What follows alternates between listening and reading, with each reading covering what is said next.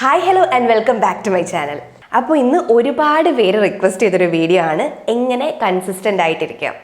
ഞാനിങ്ങനെ ഒരു കമൻറ്റ് കണ്ടിട്ടുണ്ടായിരുന്നു, എങ്ങനെയാണ് ഇത്ര കൺസിസ്റ്റൻ്റ് ആയിട്ട് കാര്യങ്ങൾ ചെയ്യുന്നതെന്ന്. സത്യം പറഞ്ഞാൽ ആ കമൻറ്റ് വായിച്ചപ്പം എന്നെ ആക്കിയതാണോ എന്ന് എനിക്കൊരു സംശയം. കാരണം ഞാൻ ഈയിടെയായിട്ട് കൺസിസ്റ്റൻ്റ് ആയിട്ട് വീഡിയോസ് ഇടുന്നില്ല. ജോക്സ് അപ്പാർട്ട്, ആൾ കാര്യമായിട്ട് തന്നെ ചോദിച്ചതായിരിക്കും. കാരണം ഒരുപാട് സജഷൻസ് എനിക്ക് വരുന്നുണ്ടായിരുന്നു കൺസിസ്റ്റൻസിയെ പറ്റി ഒരു വീഡിയോ ചെയ്യാമെന്ന്. അപ്പോൾ ഇന്നത്തെ വീഡിയോ ഇതാണ്. ഞാൻ ചെയ്യുന്ന കാര്യങ്ങൾ എന്തൊക്കെയാണ് ഒരു കാര്യം കൺസിസ്റ്റൻ്റ് ആയിട്ട് ചെയ്യാൻ. സത്യം പറഞ്ഞാൽ ടൈമിങ് കുറച്ച് മോശമായിപ്പോയി.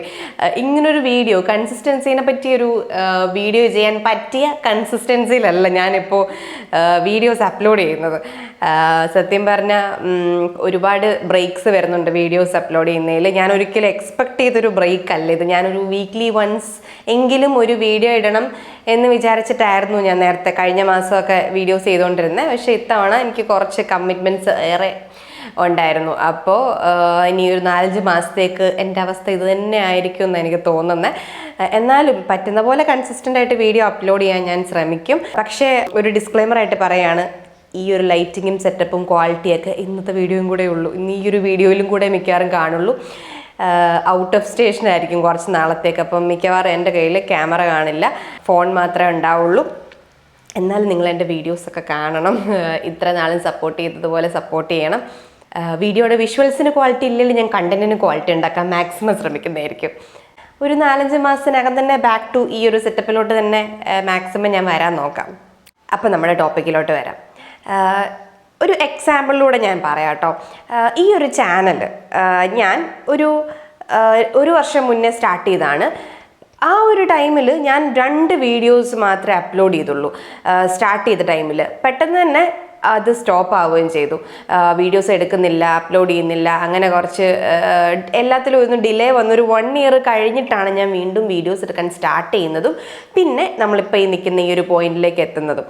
അപ്പോൾ എൻ്റെ ഒരു പ്രോബ്ലം എന്തായിരുന്നു എന്ന് വെച്ച് കഴിഞ്ഞാൽ, ഞാൻ ഈ വീഡിയോസ് എനിക്കൊരു സങ്കല്പം ഉണ്ടായിരുന്നു എങ്ങനെ വീഡിയോ എടുക്കണം, എന്തൊക്കെ ടോപ്പിക്സ് ഞാൻ ഡെലിവർ ചെയ്യണം, എങ്ങനെയൊക്കെ അത് ഡെലിവർ ചെയ്യണം എന്നൊക്കെയുള്ളൊരു സങ്കല്പം എനിക്കുണ്ടായിരുന്നു. അപ്പോൾ ആ ഒരു സങ്കല്പത്തിലെ എല്ലാ ട്രേറ്റ്സും കാര്യങ്ങളൊക്കെ ഒത്തുവരുന്ന സമയം നോക്കി ഞാൻ ഇരിക്കുമായിരുന്നു.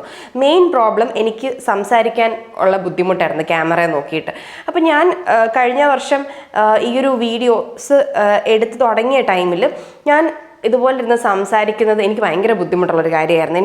ഞാൻ ക്യാമറ ഓൺ ആകുമ്പോഴേ എൻ്റെ മനസ്സിലും ഉള്ള കാര്യങ്ങളെല്ലാം അങ്ങോട്ട് പോകും. എന്നിട്ട് ഞാനിങ്ങനെ ഭയങ്കരമായിട്ട് ഈ അങ്ങനത്തെ കാര്യങ്ങളൊക്കെ കുറച്ച് ഏറെ കൂടുതലായിരുന്നു. അതുപോലെ ഒരു സെൻറ്റൻസ് കംപ്ലീറ്റ് ചെയ്യാനുള്ള ബുദ്ധിമുട്ട്, ഇനി ഒരെണ്ണം കംപ്ലീറ്റ് ചെയ്താൽ അടുത്ത കാര്യം മറന്നു പോവുക, അങ്ങനെ എനിക്ക് ക്യാമറേനെ ഫേസ് ചെയ്തെന്ന് സംസാരിക്കാൻ ഭയങ്കര ബുദ്ധിമുട്ടായിരുന്നു. അപ്പോൾ ഞാൻ പാടെ ആ ചാനൽ അങ്ങ് സ്റ്റോപ്പ് ചെയ്യുമായിരുന്നു. ഞാൻ എന്നിട്ട് എൻ്റെ സ്പീക്കിംഗ് സ്കിൽസ് കൂട്ടാൻ, ഞാൻ എൻ്റെ ഒരു ടോക്കിംഗ് സ്കിൽസ് കൂട്ടാൻ വേണ്ടി ശ്രമിക്കുമായിരുന്നു അതിനിടയ്ക്ക്. അപ്പോൾ അങ്ങനെ എപ്പോഴും അതും ബ്രേക്കായി, അങ്ങനെ ഇത് ഫുൾ ഡിലേ ആയി. ഈ ഒരു വർഷം ഈ ഒരു ജൂൺ ജൂലൈ ആ ഒരു ടൈമിലാണ് ഞാൻ വീണ്ടും ചാനലിനെ പറ്റി ഒന്നും ആലോചിക്കുന്നത് തന്നെ. അപ്പം ഞാനിങ്ങനെ ആലോചിച്ചു, ഞാനിത് അപ്പോഴും എൻ്റെ ആ ഒരു ക്യാമറനെ ഫേസ് ചെയ്യാനുള്ള ബുദ്ധിമുട്ട് അപ്പോഴും മാറിയിട്ടില്ല. അപ്പം ഞാൻ ആലോചിച്ചു, ഇങ്ങനെ നോക്കിയിരുന്നു കഴിഞ്ഞാൽ ഈ ചാനൽ മുന്നോട്ട് പോകത്തില്ല. എന്നാൽ പിന്നെ എന്തെങ്കിലും ഒരു ചെറിയ കണ്ടന്റ് ഇടാം. ഞാൻ ഉദ്ദേശിക്കുന്ന കണ്ടന്റ് ആ ഒരു കാറ്റഗറിയിൽ തന്നെ വരുന്ന വോയിസ് ഓവർ കൊടുത്തിട്ടോ അല്ലെങ്കിൽ ജസ്റ്റ് വോയിസ് ഇല്ലാതെ എന്തെങ്കിലും വിഷ്വൽസ് മാത്രം കാണിച്ചുകൊണ്ടൊക്കെ ഇടാമെന്ന് ഞാൻ വിചാരിച്ചു. അങ്ങനെ ഞാൻ ഷോർട്സ് എടുക്കാനാണ് സ്റ്റാർട്ട് ചെയ്യുന്നത്. പയ്യെ വോയിസ് ഓവർ കൊടുക്കാൻ തുടങ്ങി. വോയിസ് ഓവർ കൊടുക്കാൻ തുടങ്ങിയപ്പോൾ പോലും എനിക്ക് അതും ബുദ്ധിമുട്ടായിരുന്നു. കാരണം എനിക്ക് കണ്ടിന്യൂസ് ആയിട്ട് എനിക്ക് സംസാരം വരുന്നില്ല. അപ്പോൾ ഞാൻ എന്താ ചെയ്തതെന്ന് വെച്ചാൽ സ്ക്രിപ്റ്റ് ചെയ്തിട്ട് ആ സ്ക്രിപ്റ്റ് നോക്കി വായിക്കുകയായിരുന്നു ആദ്യത്തെ ഷോർട്സിലൊക്കെ. നിങ്ങൾക്ക് ഇപ്പോൾ പോയി നോക്കിയാൽ അറിയായിരിക്കും. മിക്ക ഷോർട്സിലും നിങ്ങൾക്ക് തോന്നും, ഞാനിപ്പോൾ ഇത് പറഞ്ഞിട്ട് കേൾക്കുമ്പോൾ തോന്നും ഞാൻ നോക്കി വായിക്കുകയാണ്. കാരണം എനിക്ക് കണ്ടിന്യൂസ് ആയിട്ട് സംസാരം വരുന്നില്ല. അപ്പം അങ്ങനെ കുറേ ഷോർട്സ് ചെയ്ത് ഞാൻ ആ ഒരു ടൈമിൽ ചെയ്തുകൊണ്ടിരുന്ന ഒരു കാര്യം എന്ന് പറഞ്ഞാൽ, ഞാൻ കൺസിസ്റ്റൻ്റ് ആയിട്ട് വീഡിയോസ് അപ്ലോഡ് ചെയ്യുന്നുണ്ടായിരുന്നു. എനിക്കൊരു പോയിന്റ് കഴിഞ്ഞപ്പോൾ മനസ്സിലായി, നമ്മൾ പ്രാക്ടീസ് ചെയ്തേ ഉള്ളൂ ഈ ഒരു കാര്യങ്ങളൊക്കെ അച്ചീവ് ചെയ്യാൻ പറ്റത്തുള്ളൂ എന്നുള്ളത്. അപ്പം ഞാൻ ഓൾമോസ്റ്റ് ഡെയിലി ഇതിനു വേണ്ടി വർക്ക് ചെയ്യാൻ തുടങ്ങി.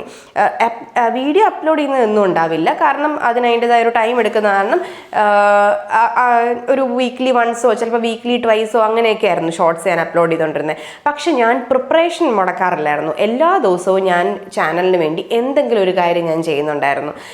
ചെറുതാണെങ്കിലും വലുതാണെങ്കിലും ഞാൻ കൺസിസ്റ്റൻ്റ് ആയിട്ട് ചാനലിന് വേണ്ടി വർക്ക് ചെയ്യാമെന്ന് പറയുന്ന ഒരു കാര്യം നടത്തുന്നുണ്ടായിരുന്നു. അങ്ങനെ ബൈ ടൈം എനിക്ക് സ്ക്രിപ്റ്റ് ഇല്ലാതെ തന്നെ വോയിസ് ഓവർ ചെയ്യാൻ പറ്റി. അങ്ങനെ ഷോർട്സിൽ മാത്രം നിന്നിരുന്ന ആ ഒരു ചാനൽ പിന്നെ എനിക്ക് ഫസ്റ്റ് വീഡിയോ ഞാൻ ലോങ് വീഡിയോ ഇട്ടു. ഇപ്പം നിങ്ങൾ നോക്കിയാൽ എൻ്റെ ഫസ്റ്റ് ലോങ് വീഡിയോ നോക്കിക്കഴിഞ്ഞാൽ why I started my YouTube channel, ആ ഒരു വീഡിയോ നോക്കിക്കഴിഞ്ഞാൽ അറിയാം ഞാൻ ഒത്തിരി സ്ട്രഗിൾ ചെയ്യുന്നുണ്ട് സംസാരിക്കാൻ. ഞാൻ ഈ സ്ട്രഗിൾസിനെ പറ്റിയൊക്കെ അതിനകത്ത് പറയുന്നുമുണ്ട്. അപ്പോൾ ഇങ്ങനെ ഒരു സ്ട്രഗിള് ഉണ്ടായിരുന്നു ആ ഒരു ഷോർട്സിൽ നിന്ന് ഈ ഒരു ലോങ് വീഡിയോയിലോട്ട് വരുമ്പോഴേ എനിക്ക് ആ ഒരു സ്ട്രഗിൾ അത്രയ്ക്ക് അങ്ങോട്ട് മാറിയിട്ടില്ല. പക്ഷേ ഞാനത് അതങ്ങ് ചെയ്തേക്കാം എന്നുള്ള രീതിയിൽ അങ്ങനൊരു വീഡിയോ ചെയ്തു. എനിക്ക് മനസ്സിൽ വരുന്ന പോലെ ഞാനങ്ങ് പറഞ്ഞു.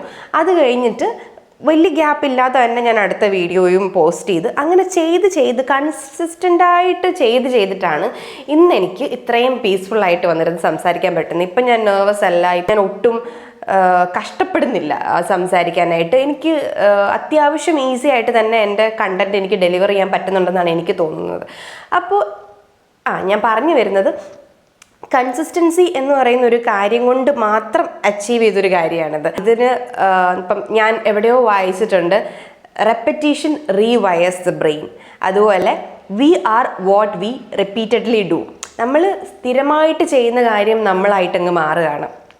അപ്പം നമുക്ക് എന്തെങ്കിലും ഒരു കാര്യം അച്ചീവ് ചെയ്യണം, നമ്മൾ എന്തെങ്കിലും ഒരു ചേഞ്ച് നമ്മളിൽ വരുത്തണം എന്നൊക്കെ ഉണ്ടെങ്കിൽ നമ്മളത് റിപ്പീറ്റഡ്ലി ചെയ്യുമ്പോഴാണ് അത് നമ്മൾ ആ ഒരു കാര്യം നേടിയെടുക്കുന്നത്. അപ്പം കൺസിസ്റ്റൻ്റ് ആയിട്ടിരിക്കാനായിട്ട് എന്നെ ഹെൽപ്പ് ചെയ്ത കുറച്ച് കാര്യങ്ങൾ ഞാൻ പറയാം. ഒന്ന്, ജേർണലിങ്. ഞാൻ എല്ലാ ദിവസവും ചെയ്യുന്ന കാര്യത്തെപ്പറ്റി ഒരു ലോഗ് കീപ്പ് ചെയ്യാൻ തുടങ്ങിയപ്പം എനിക്ക് ഒരുപാട് കൺസിസ്റ്റൻ്റ് ആയിട്ട് എൻ്റെ ഡെയിലി കാര്യങ്ങളൊക്കെ ചെയ്യാൻ പറ്റുന്നതായിട്ട് എനിക്ക് തോന്നിയിട്ടുണ്ട്. പ്രത്യേകിച്ച് ഒരു ഹാബിറ്റ് ട്രാക്കർ സ്റ്റാർട്ട് ചെയ്തപ്പോൾ. ഹാബിറ്റ് ട്രാക്കർ സ്റ്റാർട്ട് ചെയ്യുമ്പോൾ നമ്മളൊരു ഹാബിറ്റ് ട്രാക്കർ കീപ്പ് ചെയ്യുമ്പോൾ, ഫോളോ ചെയ്യുമ്പം നമ്മൾ എന്തൊക്കെ ഹാബിറ്റ്സാണ് നമുക്ക് വരുത്താൻ ഉദ്ദേശിക്കുന്നത്, ഇങ്ങനെയുള്ള കാര്യങ്ങൾ നമ്മൾ അതിലേക്ക് അപ്ഡേറ്റ് ചെയ്യുമ്പോൾ എത്ര തവണ നമ്മളൊരു മാസം ചെയ്തു, നമ്മൾ എത്ര കൺസിസ്റ്റൻ്റ് ആയിട്ട് ചെയ്തു എന്നുള്ളൊരു ഐഡിയ നമുക്ക് കിട്ടുമല്ലോ. അതിനനുസരിച്ച് ഡിസിഷൻസ് എടുക്കാൻ നമുക്ക് പറ്റും. നമ്മൾ ട്രാക്ക് ചെയ്യാതെ നമ്മുടെ മനസ്സിൽ മാത്രം വെച്ചുകൊണ്ടിരുന്ന് കഴിഞ്ഞാൽ അത് അത്രയും ഒരു ക്ലിയർ പിക്ചർ, നമ്മൾ എത്രത്തോളം അത് ഫോളോ ചെയ്യുന്നുണ്ടെന്നുള്ളൊരു ക്ലിയർ പിക്ചർ നമുക്ക് കിട്ടണമെന്നില്ല. പക്ഷെ നമ്മളിതൊരു പേപ്പറിലേക്ക് അല്ലെങ്കിൽ നമ്മൾ ഒരു ട്രാക്കറിലേക്ക് പകർത്തുമ്പം നമ്മൾ എത്ര കൺസിസ്റ്റൻ്റ് ആണ്, നമ്മൾ ആ ഒരു മെഷർമെൻ്റ് ഇല്ലേ, നമ്മൾ മെഷർ ചെയ്യുന്ന കാര്യങ്ങൾ നമുക്ക് കൂടുതൽ ക്ലാരിറ്റി തരുമെന്നല്ലേ. നമുക്കിപ്പോൾ ഒരു ഹാബിറ്റ് നമ്മൾ ക്രിയേറ്റ് ചെയ്യാൻ ഉദ്ദേശിക്കുന്നുണ്ട്. അത് നമ്മളിപ്പോൾ ജങ്ക് ഫുഡ് കഴിക്കരുത് എന്നുള്ളൊരു ഹാബിറ്റ് നമ്മൾ എടുക്കുവാണെങ്കിൽ നമ്മളിപ്പോൾ എല്ലാ ദിവസവും അതിനകത്ത് ഹാബിറ്റ് ട്രാക്കറിൽ നമ്മൾ അപ്ഡേറ്റ് ചെയ്യുമ്പോൾ നമുക്കൊരു മന്ത് എൻഡിലോ അല്ലെങ്കിൽ ഒരു വീക്ക് എൻഡിലോ നമുക്ക് നോക്കുമ്പം മനസ്സിലാവും നമ്മൾ എത്രത്തോളം ഈ ഒരു ഹാബിറ്റ് ബ്രേക്ക് ചെയ്തു, എത്രത്തോളം നമ്മൾ വിൻ ചെയ്തു എന്നൊക്കെ ഉള്ളത്. ഇത് നമ്മളെ കൺസിസ്റ്റൻ്റ് ആയിട്ടിരിക്കാൻ ഒരുപാട് ഹെൽപ്പ് ചെയ്യും. അപ്പോൾ ഇതിനൊക്കെ മുന്നേ നമ്മൾ ആദ്യം ചെയ്യേണ്ട കാര്യം എന്താണെന്ന് വെച്ചാൽ സെറ്റ് ക്ലിയർ ഗോൾസ്. നമ്മളുടെ ഗോൾസിനെ പറ്റി നമുക്ക് നല്ല ക്ലാരിറ്റി ഉണ്ടെങ്കിൽ മാത്രമേ ഉള്ളൂ ഇതിനെ ക്ലാരിറ്റിയോടെ ഫോളോ ചെയ്യാനും നമുക്ക് പറ്റത്തുള്ളൂ. അതിന് വേണ്ടുന്ന ഡിസിഷൻസ് എടുക്കാനും അതിൻ്റെ ഒരു സ്റ്റെപ്സ് മനസ്സിലാക്കാനും ഒക്കെ നമുക്ക് നമ്മുടെ ഗോൾസിനെ പറ്റി നല്ലൊരു ക്ലാരിറ്റി വേണം. പിന്നെ നമുക്ക് ചെയ്യാൻ പറ്റുന്ന ഒരു കാര്യമാണ് സ്റ്റാർട്ട് സ്മോൾ. നമുക്കിപ്പോൾ ഒരു ഹാബിറ്റ് ബിൽഡ് ചെയ്യണം എന്ന ആഗ്രഹം ഉണ്ടെങ്കിൽ അത് കംപ്ലീറ്റ്ലി പെർഫെക്റ്റ് ആയിട്ട് സ്റ്റാർട്ട് ചെയ്യാൻ നമ്മൾ വെയിറ്റ് ചെയ്യേണ്ട ആവശ്യമില്ല. നമ്മൾ അതിലേക്ക് എത്താനുള്ള ചെറിയൊരു സ്റ്റെപ്പിൽ സ്റ്റാർട്ട് ചെയ്യുവാണെങ്കിൽ നമുക്ക് ആ ഒരു നെക്സ്റ്റ് സ്റ്റെപ്പ് എടുക്കാനുള്ളൊരു മൊമെൻറ്റം കിട്ടും. ഫോർ എക്സാമ്പിൾ എൻ്റെ ലൈഫിൽ അങ്ങനെ ഞാൻ ചെയ്തൊരു കാര്യമാണ് റീഡിങ് ഹാബിറ്റ് ബിൽഡ് ചെയ്തെടുക്കുന്നത്. അപ്പം എനിക്ക് റീഡിങ് ഹാബിറ്റ് പോയിട്ട് ഞാനൊരു എൻ്റെ ലൈഫിൽ ഒരു 99% ഓഫ് ബുക്സും വായിച്ചത് കഴിഞ്ഞ ഒരു വർഷം കൊണ്ടാണ്, 1.5 വർഷം കൊണ്ടാണ്.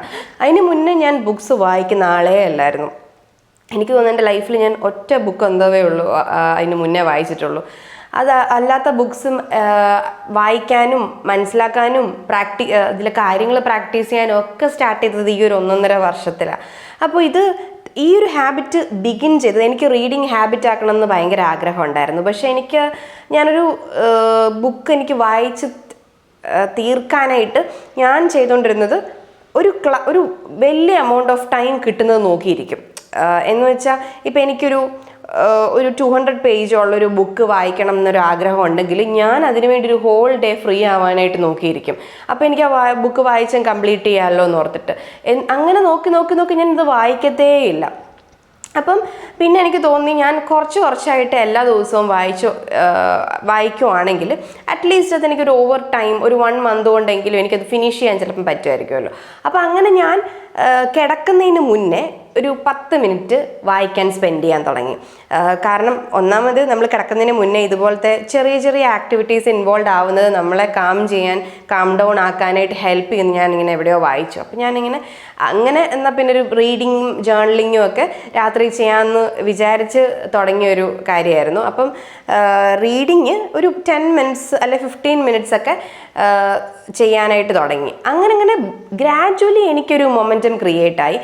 അത് കഴിഞ്ഞ് ഞാൻ കൂടുതൽ ടൈം ഇൻവെസ്റ്റ് ചെയ്യാൻ തുടങ്ങി. അതങ്ങ് സംഭവിക്കുമായിരുന്നു. പക്ഷേ ഞാൻ മേക്ക് ഷുവർ ചെയ്തൊരു കാര്യം ഞാൻ ഡെയിലി ഇത് ചെയ്യുന്നുണ്ട്. മാത്രമല്ല അത് പെർഫെക്റ്റ് ആവാൻ നോക്കിയിരുന്നില്ല. നമുക്ക് ആ ഒരു കറക്റ്റ് ടൈം എന്നും വായിക്കുന്ന അതേ സമയം തന്നെ വായിക്കണം എന്നൊന്നും ഞാൻ നിർബന്ധം പിടിച്ചില്ല. സാധാരണ ഞാൻ എന്തെങ്കിലും ഹാബിറ്റ് ഇംപ്ലിമെൻറ്റ് ചെയ്യാൻ നോക്കുമ്പം ഇങ്ങനെയുള്ള കുറേ കാര്യങ്ങളിൽ പെർട്ടിക്കുലർ ആവാറുണ്ടായിരുന്നു. പക്ഷേ ഇത് ഞാൻ അങ്ങനെയൊന്നും ചെയ്തില്ല. ഞാനങ്ങ് അലൗ ചെയ്തു. തോന്നുന്ന സമയത്ത് ഇപ്പോൾ ഒരു വായിക്കണം എന്ന് ആഗ്രഹം ഉണ്ടെങ്കിൽ ഞാൻ വേറെ ഒന്നും നോക്കാതെ അപ്പം തന്നെ അതങ്ങ് വായിക്കും. ചെറിയ ഇതുപോലുള്ള സ്റ്റെപ്സ് എടുത്ത് പയ്യെ എനിക്ക് ആ ഒരു ഓവർ ടൈം ആ ഒരു ഹാബിറ്റ് ബിൽഡ് ചെയ്യാൻ പറ്റി. ഇപ്പം ഞാൻ റീഡിങ്ങുമായിട്ട് നല്ല കംഫർട്ടബിളാണ്, ഹാപ്പിയാണ്. നിങ്ങൾ ആരെങ്കിലും ഇതുപോലെ റീഡിങ് ഹാബിറ്റ് ആക്കാൻ ആഗ്രഹിച്ചിട്ട് അത് ഇതുവരെ തുടങ്ങിയിട്ടില്ലെങ്കിൽ ഉറപ്പായിട്ടും ചെറിയ സ്റ്റെപ്സിൽ തുടങ്ങണം. കാരണം വലിയൊരു ഗുണകരമായ ഒരു ഹാബിറ്റാണ് റീഡിങ്. എനിക്ക് ശരിക്കും പറഞ്ഞാൽ അത് ഇതുവരെ എൻ്റെ ലൈഫിൽ ഞാൻ ഇത്രയും ലേറ്റായി പോയാലും ഒരു ഹാബിറ്റ് ബിൽഡ് ചെയ്യാമെന്നുള്ളൊരു റിഗ്രറ്റ് മാത്രമേ ഉള്ളൂ. ഇതുവരെ ആരെങ്കിലും തുടങ്ങിയിട്ടില്ലെങ്കിൽ ഉറപ്പായിട്ടും തുടങ്ങണം. ഭയങ്കര പ്ലഷർ തരുന്നൊരു ആക്ടിവിറ്റിയാണ്. ഒരുപാട് നോളജ് തരുന്നൊരു കാര്യമാണ്. എന്നെ സംബന്ധിച്ചിടത്തോളം നോളജ് എന്ന് പറയുന്നത് സെക്കൻഡറി ആണ് ബുക്ക് വായിക്കുന്നതിൽ നിന്നുള്ളത്. ആ ഒരു പ്ലഷർ ഓഫ് റീഡിങ് നമ്മുടെ ആ ഒരു ഇമാജിനേഷനും ക്രിയേറ്റിവിറ്റിയൊക്കെ എൻഹാൻസ് ചെയ്യുന്നത്, നമ്മുടെ ലാംഗ്വേജ് സ്കിൽസ് എൻഹാൻസ് ചെയ്യുന്നത്, ഇങ്ങനെയുള്ള കാര്യങ്ങളാണ് എനിക്ക് പ്രൈമറി ആയിട്ട് റീഡിങ്ങിൽ നിന്ന് കിട്ടുന്നതായിട്ട് എനിക്ക് തോന്നിയിട്ടുള്ളത്. പിന്നെ നമുക്ക് കൺസിസ്റ്റൻ്റ് ആവാനായിട്ട് ചെയ്യാൻ പറ്റുന്നൊരു കാര്യം നമ്മുടെ ഡിസ്ട്രാക്ഷൻ എന്താണെന്ന് മനസ്സിലാക്കുക. എന്തുകൊണ്ടാണ് നമ്മൾ കൺസിസ്റ്റൻ്റ് ആകാത്തത്? ഇപ്പം നമ്മൾ ഹെൽത്തി ഫുഡ് കഴിക്കണം എന്നൊരു ഡിസിഷൻ എടുക്കുകയാണ്. നമ്മളിനി ഡെയിലി അതൊരു ഹാബിറ്റ് ആക്കാനായിട്ട്, നമ്മൾ ഹെൽത്തി ഈറ്റിംഗ് ഒരു ഹാബിറ്റ് ആക്കാനായിട്ട് ട്രൈ ചെയ്യാൻ പോവുകയാണെങ്കിൽ നമുക്ക് നമ്മുടെ വീട്ടിലുള്ള ജങ്ക് ഫുഡ്സ് ഒക്കെ എടുത്ത് നമ്മുടെ വിസിനിറ്റിയിൽ നിന്നങ്ങ് മാറ്റുവാണെങ്കിൽ നമുക്കത് കഴിക്കാനുള്ള ടെൻഡൻസി കുറയും. അപ്പോൾ നമ്മുടെ ഡിസ്ട്രാക്ഷൻ എന്താണ് നമ്മളെ പുറകോട്ട് വലിക്കുന്നത്, നമ്മളൊരു കാര്യത്തിൽ നിന്ന് കൺസിസ്റ്റൻ്റ് ആവാതിരിക്കാൻ എന്നുള്ള കാര്യം ഐഡൻറ്റിഫൈ ചെയ്യുവാണെങ്കിൽ, നമുക്ക് അത് എലിമിനേറ്റ് ചെയ്യുവാണെങ്കിൽ നമുക്ക് കൺസിസ്റ്റൻ്റ് ആയിട്ട് കുറച്ചുകൂടെ ഫാസ്റ്ററായിട്ട് മുന്നോട്ട് പോകാൻ പറ്റും. പിന്നെ ഞാൻ വളരെ റീസെൻ്റ്ലി ചെയ്യാൻ തുടങ്ങിയൊരു കാര്യമാണ് മേക്ക് ആൻ അക്കൗണ്ടബിലിറ്റി പാർട്ട്ണർ. ഞാനിപ്പോൾ എന്തെങ്കിലും ഒരു കാര്യം മനസ്സിൽ ഉദ്ദേശിക്കുന്നുണ്ട്, അച്ചീവ് ചെയ്യാൻ ഉദ്ദേശിക്കുന്നുണ്ടെങ്കിൽ ഞാനത് ആരോടെങ്കിലും ഒരു അക്കൗണ്ടബിലിറ്റി പാർട്ട്ണറിന് ഞാൻ കീപ്പ് ചെയ്യും. കാരണം ഞാനിപ്പോൾ ഒരാൾക്കൊരു പ്രോമിസോ അല്ലെങ്കിൽ ഞാൻ ഒരാളോട് ഇത് ഷെയർ ചെയ്യുമ്പം ഞാൻ അവരോട് അക്കൗണ്ടബിൾ ആവുകയാണ്, ഞാൻ ഈ ഒരു കാര്യം ചെയ്യാൻ കുറച്ചും കൂടെ റെസ്പോൺസിബിൾ ആവുകയാണ്. അപ്പോൾ എനിക്ക് ഭയങ്കര യൂസ്ഫുൾ ആയിട്ട് തോന്നി. Promise somebody that you are going to do this എന്ന് വെച്ചാൽ നമ്മൾ വർക്കൗട്ട് സ്റ്റാർട്ട് ചെയ്യാനായിട്ട് ആഗ്രഹിക്കുകയാണ്. നമ്മളത് നമ്മളുടെ അക്കൗണ്ടബിലിറ്റി പാർട്ട്ണറിനോട് പറയുകയാണ്, നമ്മൾ ഇങ്ങനൊരു കാര്യം ചെയ്യാൻ ഉദ്ദേശിക്കുന്നുണ്ട്. നമുക്കൊരു റീസണും കൂടെയായി നമുക്ക് ആ വർക്കൗട്ട് ചെയ്യാനായിട്ട്. ഒന്ന് നമ്മളുടെ പേഴ്സണൽ റീസൺ, 2 നമ്മൾ അയാൾക്ക് പ്രോമിസ് ചെയ്തിട്ടുണ്ട്. അപ്പം നമ്മൾ അയാളോട് റെസ്പോൺസിബിൾ ആവുകയാണ് നമ്മൾ ആ പ്രോമിസ് കീപ്പ് ചെയ്യാനായിട്ട്. അത് നമ്മൾ ഒരുപാട് ഹെൽപ്പ് ചെയ്യും നമ്മൾ ഉദ്ദേശിക്കുന്ന ആ ഒരു കാര്യം അച്ചീവ് ചെയ്യാനായിട്ട്. പിന്നെ നമ്മളെ കൺസിസ്റ്റൻ്റ് ആയിട്ട് കാര്യങ്ങൾ ചെയ്യാൻ ഹെൽപ്പ് ചെയ്യുന്നൊരു കാര്യമാണ് ക്രിയേറ്റിംഗ് എ റുട്ടീൻ. നമ്മളുടെ ഡെയിലി ലൈഫ് ഒരു റുട്ടീനിൽ ഫോളോ ചെയ്യുവാണെങ്കിൽ നമുക്ക് അതിനകത്ത് നമ്മുടെ ആക്ടിവിറ്റീസ് കറക്റ്റായിട്ടൊരു ടൈമിലോ അല്ലെങ്കിൽ ഒരു ഓർഡറിലോ പ്ലേസ് ചെയ്യാൻ പറ്റുവാണെങ്കിൽ നമുക്കത് നമ്മൾ റെപ്പറ്റീഷനിലൂടെ ഈസി ആവും. നമുക്ക് പോകെ നമുക്ക് കാര്യങ്ങൾ ചെയ്യാൻ ഈസി ആവും. ഒരു റുട്ടീൻ ക്രിയേറ്റ് ചെയ്യുന്നതിൻ്റെ ഒരു ഗുണം എന്താണെന്ന് വെച്ചാൽ നമ്മൾ ഒരു റുട്ടീൻ ക്രിയേറ്റ് ചെയ്ത് കഴിഞ്ഞാൽ ആ ഒരു രീതിയിൽ ആ ഒരു സ്ട്രക്ചറിൽ നമ്മൾക്കത് എന്നും ഫോളോ ചെയ്യാനായിട്ട് ഒരു മോട്ടിവേഷൻ ഉണ്ടാവും. പിന്നെ നമ്മളൊരു റുട്ടീൻ നമ്മൾ ഓൾറെഡി സെറ്റ് ചെയ്തൊരു റുട്ടീൻ ആകുമ്പോൾ എല്ലാ ദിവസവും നമ്മൾ ഡിസൈഡ് ചെയ്യേണ്ട ആവശ്യമില്ല ഏതെങ്ങനെ എപ്പോൾ ചെയ്യണം എന്നുള്ളത്. കാരണം നമ്മൾ ഓൾറെഡി സെറ്റ് ചെയ്ത് വെച്ചിരിക്കുകയാണ് റുട്ടീൻ. അത് നമ്മൾ റിപ്പീറ്റ് ചെയ്താൽ മാത്രം മതി. ഈ ഒരു റെപ്പറ്റീഷനിലൂടെ നമുക്ക് ഈ ഒരു പ്രോസസ്സ് ഭയങ്കര ഈസി ആവുകയും ചെയ്യും. അവസാനം ഇതൊരു ഓട്ടോ പൈലറ്റ് മോഡൽ എന്ന പോലെ അങ്ങ് പൊയ്ക്കോളും. അപ്പോൾ ഇത്രയൊക്കെ എനിക്ക് ഓർമ്മ വരുന്നുള്ളൂ ഇപ്പോൾ. പിന്നെ ഇതെൻ്റെ 50ാമത്തെ വീഡിയോ ആണ്. നമ്മൾ ഈ ഒരു ചാനൽ റീസ്റ്റാർട്ട് ചെയ്തിട്ട് ഒരു 3 മാസത്തിനടുത്തേ ആയിട്ടുള്ളൂ. അതിനിടയ്ക്ക് എനിക്ക് ഇത്രയും വീഡിയോസ് കണ്ടിന്യൂസ് ആയിട്ട് ചെയ്യാൻ പറ്റിയത് നിങ്ങൾ ഓരോരുത്തരും തരുന്ന സപ്പോർട്ട് കൊണ്ടാണ്. Thank you so much. Comment ചെയ്യുന്നവരോടും ലൈക്ക് ചെയ്യുന്നവരോടും ഷെയർ ചെയ്യുന്നവരോടും ഒക്കെ എൻ്റെ സ്പെഷ്യൽ താങ്ക്സ്. അപ്പോൾ നമ്മൾ ഒരുമിച്ച് നേടിയൊരു ഗ്രോത്താണിത്, ഒരുമിച്ച് നേടിയൊരു വിജയമാണിത്. എല്ലാവരോടും നന്ദിയുണ്ട്. Thank you so much. Thanks for watching and bye.